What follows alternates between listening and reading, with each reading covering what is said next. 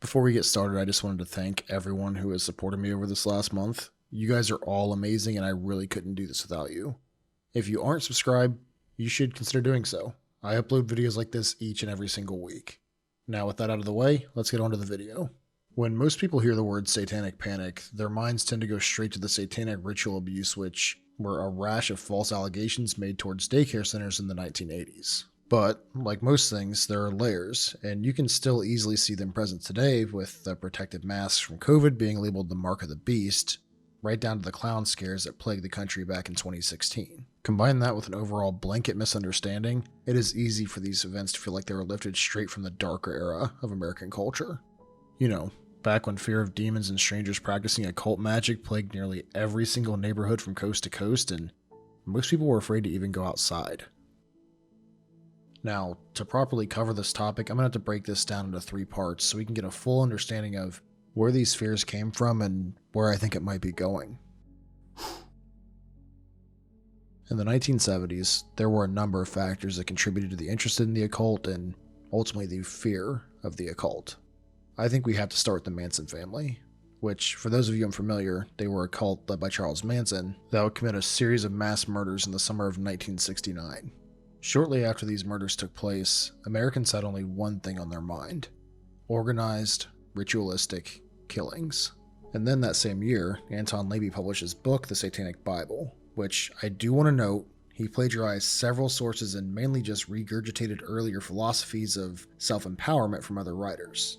But regardless of where he obtained his information, it became the new focus of work in Satanism and would also become the key text for the Church of Satan that LaVey had officially founded in 1966. Now, fast forward 2 years to 1971, after Manson and LaVey created a focal point of ritualistic killings and Satanism for the American people, a novel will be released titled The Exorcist. And shortly after the book gained popularity, the film followed in 1973, and that is when the impact of The Exorcist was really felt. And just like that, Americans were now convinced of the existence of demons, and just like I mentioned in the history of the Ouija board video, it turned those boards from a fun, harmless parlor game into a malevolent device capable of inducing demon infestation or possession overnight. After The Exorcist had run its course and incite brand new found terrors into the minds of Americans, came the release of a fabricated memoir titled Satan's Cellar in 1972. The memoir was written by self-proclaimed Christian evangelist Mike Warnke, and it recounted his childhood and early adult years when he claimed he was part of an intense satanic worshipping cult. Mike also claimed that he served as a satanic high priest and took part in several ritualistic sex orgies. From there on, the 70s would run rampant with constant reminders of the occult and satanistic culture.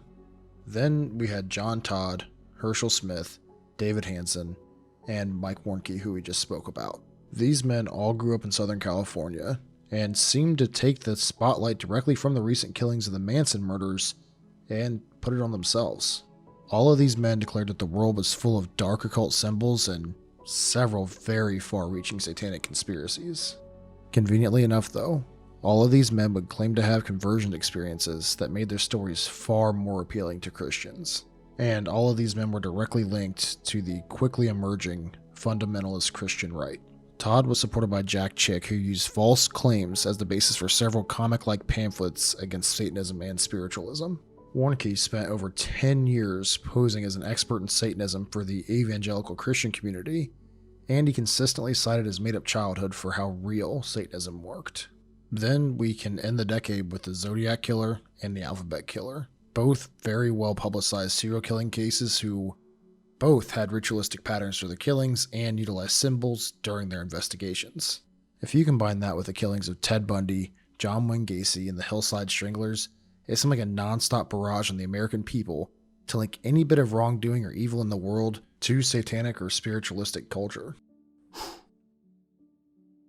On paper, the country was flourishing with great economic growth and financial prosperity. But the Ronald Reagan era was also a time of great unease. Now, this unease was centered around population growth, urbanization, and the rise of the double family income model, which necessitated a need for babysitting or daycare services. When we look at that, and the rise of AIDS scares, kidnappings, the appearances of faces on milk cartons, and the first wave of scary killer clowns attempting to prey on children, It was easy to see a growing alarm in America about stranger danger. It was almost like the fear of an unknown, terrifying evil around every corner simply couldn't be escaped. And yet, through all of this, Christian fundamentalism and the rise of a literal belief in angels and devils was on the rise in America. I mean, we had fundamentalism preachers like Jerry Falwell gaining a reputation across the country, passing along a literal fire and brimstone type of Christianity, along with anti-occult crusaders like Pat Bowling, who was convinced that her son committed suicide because of an evil Dungeons and Dragons curse. But with all that being said, Christianity wasn't solely to blame for the growing occult obsession and fear-mongering taking place in America. The media played a massive role in capitalizing on the public's fear and fueling misconceptions many Americans had about Satanism and spiritualism. In 1988, Grolo Rivera released a documentary titled Devil Worship, exposing Satan's underground, and this became the highest rated televised documentary to air up to that point. With all the emphasis of fearing strangers in your neighborhood and Satan being in your home, a collision of the two was inevitable at this point. Throughout the mid to late 80s, there was a wave of seminars and educational videos being made for authorities and evangelicals alike. These were to be used on recognizing and fighting the satanic cults that were supposedly sweeping the nation. But even with these new trainings, there would never be a single shred of evidence discovered that suggests that satanic ritual torture cults even existed. Instead, the legal system would use these trainings to victimize innocent adults who were caught up in what was basically a 20th century witch hunt. And many of these cases would still be overturned today due to mishandled investigations and the lack of evidence. In 1992, the Department of Justice thoroughly debunked the myth of ritualistic satanic sex abuse cults.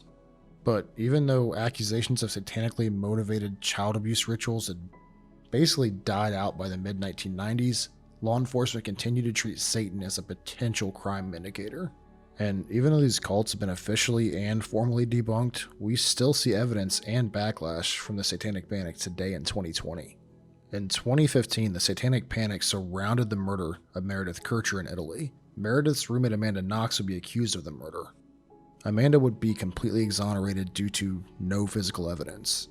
But even with that being the case, there was still a very overzealous prosecutor who attempted to convince the jury that Amanda had murdered her roommate during an occult ritual. Now, it should be noted that Amanda had no known connection to the occult, but she was convicted, freed, reconvicted, and then ultimately exonerated by the Italian Supreme Court in 2015. Well, I wanted to sit down with a friend of mine who currently is a practicing hedge witch. I have been fascinated by the idea of the Satanic Panic, and I really wanted to hear what it was like for someone in 2020 who's still affected by a nationwide misconception. Thankfully, she agreed to do the interview, and this is what she had to say.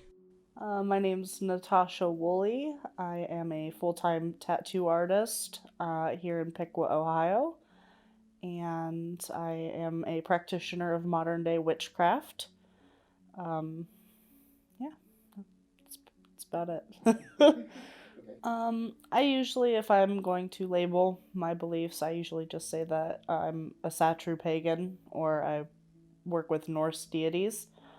Um, as far as the kind of witchcraft I practice, it's mostly kitchen witchcraft or hedge witchcraft as well. Um, I wouldn't say it's impacted me a ton, not since actually coming out and practicing openly. I was curious about witchcraft and Wicca and paganism as a child, but I kind of learned about it in secret, I would say, a little bit.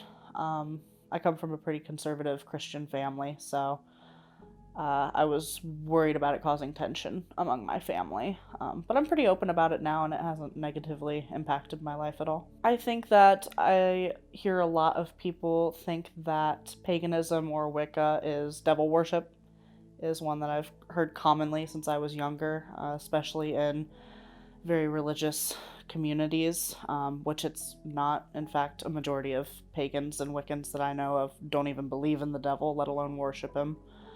Um, a lot of it's just a phase is another common misconception.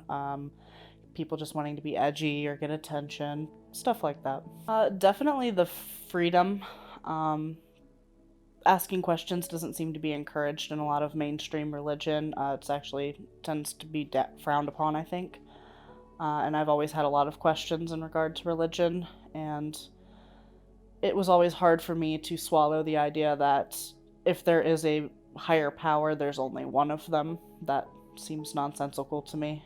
There's not just one of anything in existence that I'm aware of. I personally don't feel persecuted against. My practicing is mostly private. I'm a solitary practitioner. I'm not super extreme or anything like that, so my beliefs don't tend to rub anybody the wrong way. Most people don't even know about my beliefs unless they ask me about them, and I'm always more than happy to talk about them and have a conversation about them. People seem okay with that.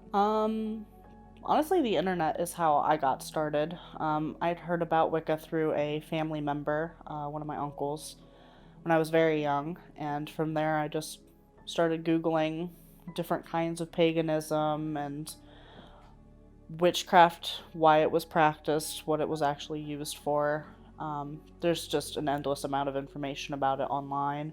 There's amazing books that you can read that are becoming more and more popular now. So, those and other people in the community are really great sources of knowledge. Yeah, absolutely. The Christian Catholic Church in general has been trying to demonize paganism for as long as the Catholic Church has existed, honestly. Modern day religions celebrate holidays like Christmas and Thanksgiving. Not Thanksgiving, I'm sorry, Christmas, Easter. And they've kind of taken over those holidays and made them their own to take power away from pagan traditions. And I think they do that with everything that's related to paganism that they can. Yeah, as I said earlier, pagans, Wiccans, we don't worship the devil. Many of them don't even practice the darker magics. They're peaceful people, they're loving people. They just have a lot of questions and they found their answers in a different place than other mainstream religions did.